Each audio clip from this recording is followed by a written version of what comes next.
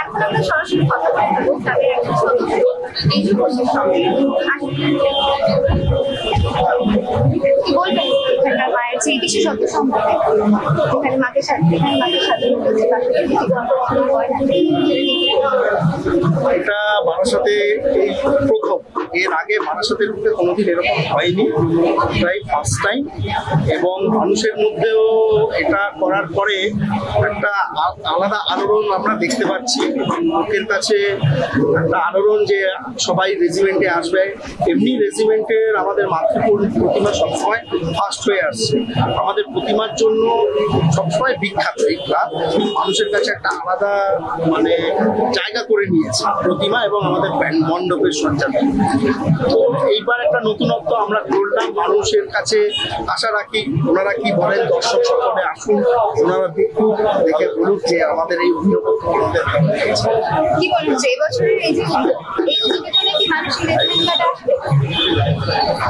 বাইরে আমরা যা দেখছি বা এখনো যেসব দর্শনার্থীরা যারা এসছেন, অনেক দর্শনার্থী যারা আপনিও দেখুন বাইরে প্রচুর রয়েছে যারা ঢুকতে পারছে না, যেহেতু এখনো কাজ চলছে। তো এই দেখে তো মনে হচ্ছে ওনাদের মধ্যে যে আলোড়ন, বাইরেও আমরা যা শুনছি তাতে মানুষের মনে একটা আছে এবার রেজিমেন্ট আসতেই হবে এবং মায়ের এই অলংকার ভূষিত রূপ দেখতে হবে। এটা চলছে একটা। এই বছর থেকে সূচনা হয়েছে মায়ের, আগামী বছর যদি সুযোগ হয় তাহলে তো নিশ্চয়ই, নইলে আমাদের প্রতি বছর কিছু না কিছু চমক থাকে।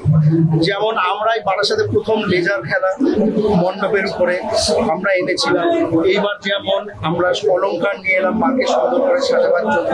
এরকম কিছু না কিছু আমাদের চলতেই থাকে, শুধু যে অলংকারই আসবে বা লেজার খেলাই চলবে এরকম না, আরো চিন্তা ভাবনা আমরা করতে থাকি। সারা বছরই অভিনব কিছু একটা দর্শক যারা আসেন দর্শনার্থী তাদের উপহার দেওয়ার জন্য আমরা চিন্তা করি।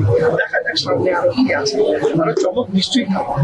TV19 বাংলার পক্ষ থেকে আমরা সরাসরি এবার যেটা বিশেষ সেরা সম্মান যে TV19 বাংলার পক্ষ থেকে আয়োজন করা হচ্ছে, সেই সেরা সম্মানের এক বিশেষ সম্মানে আমরা চাইছি।